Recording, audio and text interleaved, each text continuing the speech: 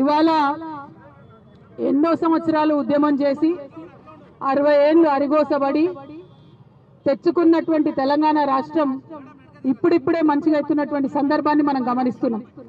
ఇప్పుడిప్పుడే మన రైతులకు వచ్చినటువంటి పంటకు నిండుగా ప్రభుత్వం కొని పైసలు ఇస్తున్నది. కాళేశ్వరం లాంటి పెద్ద ప్రాజెక్టులు కట్టుకొని ప్రతి ఎకరానికి నీళ్ళిచ్చేటటువంటి ప్రయత్నం ఇప్పుడిప్పుడే జరుగుతున్నది. 60 ఏళ్ళు అరిగోసబడ్డటువంటి రైతు కొంత ఇప్పుడు తెరిపినబడుతున్నటువంటి పరిస్థితిని తెలంగాణలో మనం గమనిస్తున్నాం. మరి అటువంటి పరిస్థితులలో ఇవాళ చక్కటి రైతు విధానాలతోని దేశంలోనే ఆదర్శంగా నిలిచినటువంటి రాష్ట్రం మన తెలంగాణ రాష్ట్రం. 15వ పొజిషన్లో ఉంటుంది మనం వరి పంటలో. కానీ ఇవాళ పంజాబ్ తర్వాత 2వ స్థానానికి దేశంలో వచ్చినామంటే అది కేవలం మన మంచి విధానాలతోని వ్యవసాయానికి ఫ్రెండ్లీగా ఉండే మన పాలసీలతోనే అది సాధ్యమైందని చెప్పి మనందరం కూడా సంబరంగా ఉన్నాం. రైతు బంధు అనేటటువంటిది దేశంలో ఎక్కడా లేదు. మన తెలంగాణ రాష్ట్రంలో మొదలుపెట్టినాక చాలా మంది నకలు కొట్టేటటువంటి ప్రయత్నం చేస్తున్నారు. కానీ మనం ఇచ్చినట్టుగా రైతుకి ఎవరు కూడా ఇచ్చి ఆదుకున్నటువంటి పరిస్థితి లేదు. రైతుకి వ్యవసాయం పండగ అవ్వాలంటే నీళ్లు ఉండాలి, మంచి విత్తనాలు ఉండాలి, ఎరువులు ఉండాలి, తర్వాత వచ్చినటువంటి పంటను కొనేటటువంటి ప్రభుత్వాలు ఉండాలి. అన్నిటికన్నా మించి మంచి నాణ్యమైనటువంటి విద్యుత్ ఉండాలి.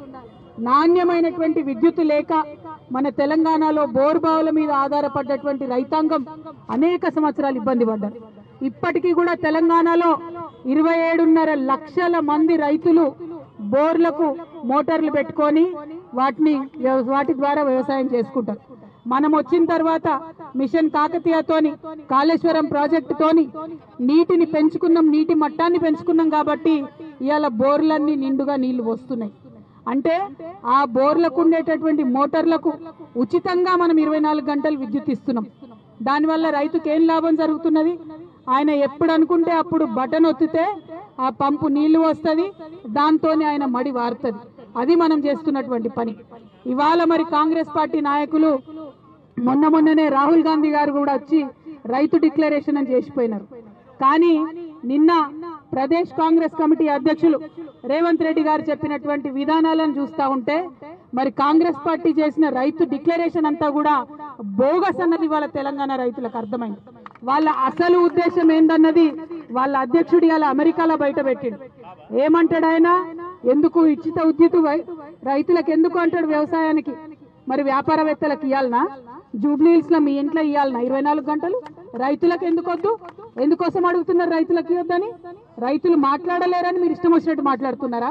అదే వ్యాపారవేత్తలకు బంధు పెట్టమని అడుగు ధైర్యం ఉంటే అడుగుతారా రేవంత్ రెడ్డి గారు? మీరు ఇక్కడ వ్యాపారవేత్తలకు 24 గంటలు నాణ్యమైన కరెంట్ ఇస్తున్నాం, ఎందుకు ఇస్తున్నారని ప్రశ్న వేస్తారా? మరి రైతుల కోసం మాత్రం ఎటువడతాడు ఎట్లా మాట్లాడతారు మీరు? తప్పకుండా రేవంత్ రెడ్డి గారు రైతులకు క్షమాపణ చెప్పాలి. కాంగ్రెస్ పార్టీ రైతులకు క్షమాపణ చెప్పాలి. రైతుల కోసం నిరంతరం కష్టపడి ఒక పక్క భూ రికార్డులు ప్రక్షాళన చేసి, ఇంకొక పక్క విద్యుత్ ఉత్పత్తిని పెంచి, ఇంకొక పక్క ట్రాన్స్ఫర్మేషన్ సరిచేసి సబ్ స్టేషన్లు కట్టి 1,00,000 కోట్ల పైచిలకు విద్యుత్ వ్యవస్థను మంచిగా చేయడానికి మనం వచ్చిన తర్వాత పెట్టుకున్నాం. తెలంగాణ రాష్ట్రం వచ్చినాక మంచిగా చేసుకున్నాం. ఇవాళ బాగా పండ్లిక్కించుకుంటా మాట్లాడే కాంగ్రెస్ నాయకులు 60 ఏళ్ళు పాలన చేసిండ్రు టీడీపీ కాంగ్రెస్ కలిపి. ఈ మహానుభావుడు రేవంత్ రెడ్డి గారు ఆ 2 పార్టీలలో ఉన్నాడు. ఆయన ఉన్న ఆ 2 పార్టీలు కూడా రైతులకు ఏనాడు ఏం చేయలేదు. ఒకటే ఒక మాట చెప్తా ఉన్నాం, 60 ఏళ్లలో 7,000 మెగావాట్లు విద్యుత్ మాత్రమే కాంగ్రెస్ పార్టీ ఈ రాష్ట్రంలో ఉత్పత్తి చేసింది. కానీ ఈ 9 ఏళ్లలో కేసీఆర్ గారు వచ్చిన తర్వాత అదనంగా 10,000 మెగావాట్ల ఉత్పత్తి మనం సాధించుకోవడం జరిగింది. ఆనాడు కరెంటు తక్కువ ఉండి రైతు దిగులుగా ఉన్నటువంటి రాష్ట్రంగా తెలంగాణ ఉండే, ఇవాళ విద్యుత్ అదనంగా ఉండి మిగులు రాష్ట్రంగా తెలంగాణ మారిందని సగర్వంగా మేము చెప్తా ఉన్నాం. ఇటువంటి మిగులు రాష్ట్రంలో రైతులకు మేము కడుపు నిండా కరెంట్ ఇచ్చుకుంటాం, 24 గంటలు ఇచ్చుకుంటాం. మీకెందుకు కడుపు మంట? రైతు బాగుంటే, రైతు పొలాల్లో పంటలు వండితే కాంగ్రెస్ వాళ్ళకి ఎందుకు కండ్ల మంట అని ఇవాళ నేను అడుగుతా ఉన్నాను.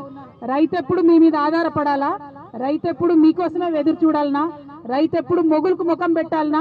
అవన్నీ బాధలు రైతుకు తప్పాలనే కేసీఆర్ గారు ఇవాళ అనేకమైనటువంటి కార్యక్రమాలు చేసిండ్రు. అవన్నీ పక్కకు పెట్టి కాంగ్రెస్ పార్టీ నాయకులు తిన్న రేవు తలవాలంటారు. 3 పూటల అన్నం పెట్టే రైతుకు 3 గంటలు కరెంట్ ఇవ్వాలన్న రేవంత్ రెడ్డి గారిని మరి ఊరి పొలిమేరల దాకా తరిమి కొట్టాలని చెప్పి మేము ఇవాళ తెలంగాణ రైతాంగానికి పిలిపిస్తా ఉన్నాం. ఊర్లకు అవసరం లేదట. వాళ్ళు ఒక మాట చెప్తా ఉన్నారు, ఎందుకోసం ఇవ్వాలి 24 గంటలు? ఈయన నిన్న లెక్క చెప్పిండు అమెరికాలో, ఎవరికి అర్థం కాకుండా. ఎకరం ఉన్నోళ్ళకి 1 గంట ఇవ్వాలి, 3 ఎకరం ఉన్నోళ్ళకి 3 గంటలు ఇవ్వాలి. మరి అదేం లెక్కనో, ఆయనకి ఎద్దు తెలుసా, వ్యవసాయం తెలుసా, ఏం అర్థమయ్యే పరిస్థితి లేదు. రేవంత్ రెడ్డి గారు అక్కడ మాట్లాడినాక వేల మంది రైతులు సోషల్ మీడియా ద్వారా వీడియోలు పెట్టి అన్నారు, ఈయనకి ఏం తెలుసు వ్యవసాయం అని మాట్లాడుతున్నాడు, ఈయనకి ఏం తెలుసు మా బాధ అని మాట్లాడుతున్నాడు.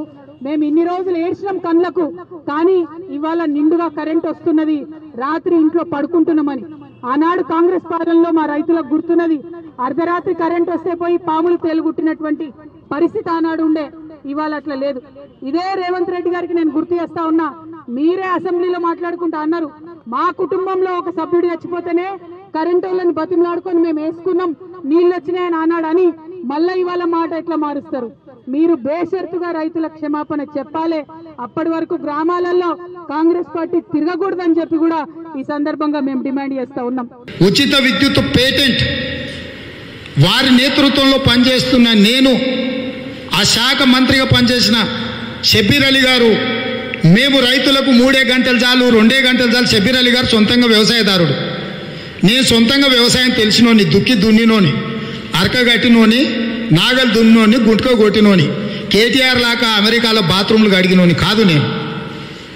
వ్యవసాయం అంటే ఏంది, రైతు కష్టం అంటే ఏంది, రైతుకు నష్టమేంది, ఈ రైతు కష్టాలను నష్టాలను పోగొట్టాలంటే ఏ విధంగా రైతులను ఆదుకోవాలని సంపూర్ణమైన అవగాహన ఉన్న రైతు బిడ్డను నేను పాస్పోర్ట్ బ్రోకర్లోడి బిడ్డను కాదు, నేను దళారి కొడుకును కాదు, నేను అమెరికాలో బాత్రూమ్లు కడిగొచ్చినోని కాదు. అమెరికాలో నేను మొన్న పోయినప్పుడు కనుక్కున్నా, ఏందా ఎప్పుడు ఇది అంటారంటే, సార్ ఇక్కడ హౌస్ కీపింగ్ అంటారు సార్ అన్నారు. ఎందుకంటే నేను ఏదో మిత్రుడి దగ్గర ఫ్లాట్లో ఉంటే తిన్న ప్లేట్లు అవి తీయడానికి పోతే లేదన్నా హౌస్ కీపింగ్ వాళ్ళు వస్తారు, అవన్నీ క్లీన్ చేస్తారు, ఇవి బాత్రూమ్లు అని అంటే అన్న, అదే అన్న నువ్వు హైదరాబాద్లో అంటుంటావు కదా బాత్రూమ్లు కడిగేటోడని, దీన్ని ఇంగ్లీష్లో కొంచెం హౌస్ కీపింగ్ అంటారు.